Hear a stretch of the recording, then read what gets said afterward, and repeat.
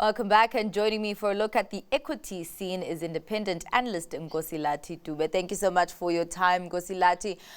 Quite interesting to see the market moves there, mostly in red, looking at the European markets and the US markets. Our local bourse is just barely making it into green territory.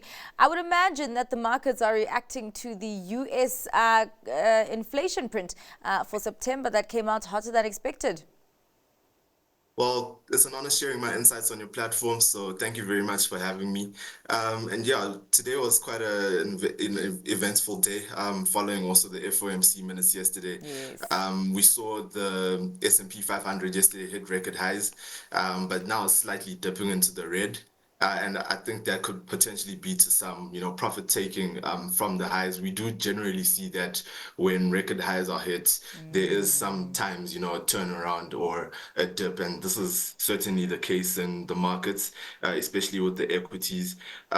This doesn't really quite follow the actual print. If you look at the print, inflation was 2.4%, slightly above expected, but it was still lower than the prior month. And so I'm not sure if this reaction is really warranted, but we'll have to see how the day goes. Well, I mean, how did markets actually interpret the Fed minutes? I do understand that there was basically the Fed officials were split on it, and really also what the markets are then thinking about what the Fed could do at their next meeting from those minutes.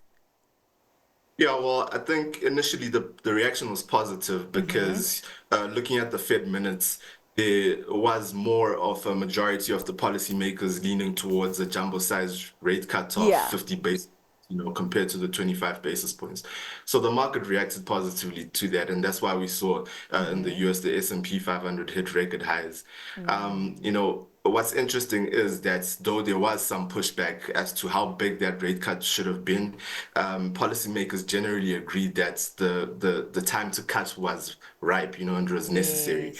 So at the moment, the Fed is really in a balancing act, trying to balance or bring interest rates to a level which is high enough to essentially restrain inflation, but also at a level which can allow for the labor market growth. So it's really a balancing act, and it's yet to be seen if the Fed will be right, considering that in 2022 they almost got it wrong. Initially, they believed that inflation was transitory, but it ended up, running much higher, even to which had not been seen in so many decades. And that's what ended up leading to the rate hikes. But we'll just have to see if they get it right this time around, and if, that 50 basis point cut was actually worth it or not. All right. Well, let's go into some of the companies that came out with news on the JSE. Talking about ripeness, it seems that the time is ripe for Equites to grow, because their DPS came out in the interim period in line with expectations, but then saying for the full year, they're actually reaching for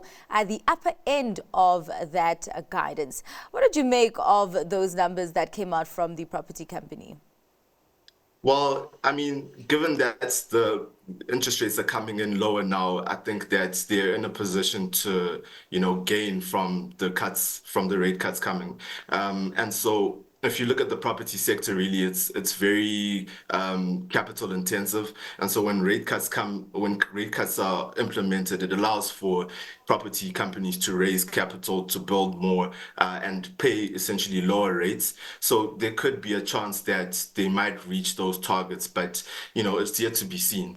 All right. Well, another company that came out with numbers, this was a production update, is Teresa for the fourth quarter and for the full year. They posted their slightly higher production for PGMs, but of course still dealing with the significant lower PGM pricing, but actually seeming that Chrome was there to provide a lift on the price front. Just talk to us about that. Yeah, certainly. I mean, they did report a record production in their chrome operations, which was quite a positive news if you look at it. And if you look at the prices, also chrome has been rising, and the average price is up about 13.7% compared to the prior year, which essentially then offsets the declining prices in the PGM market, which saw about a 28% decline in the average price compared to the prior year. So it was positive news, but the question really remains remains whether the outperformance in their chrome operations will support the business overall for the year and the coming, financial years.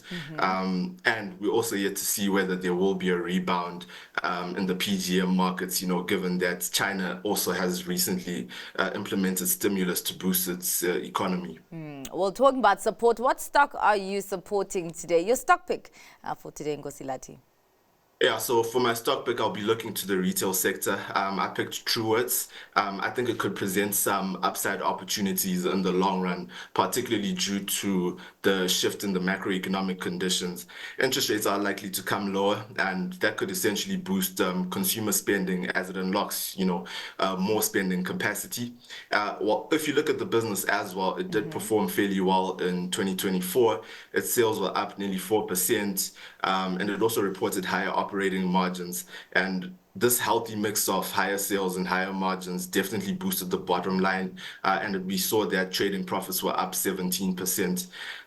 Furthermore, if you look at the debt figures, it's reduced its debt by nearly half, from about 800 million to about 306. So that could certainly ease the interest burden on the company, further boosting the bottom line in the near future. So yeah, that is my stock pick. I'll keep an eye out on it and see if there might be any stimulus that could further boost that share price. All right. Well, thank you so much for your time and for your insights on what has moved investors' money today, Nkosilathi. That was independent analyst Nkosilathi Dube.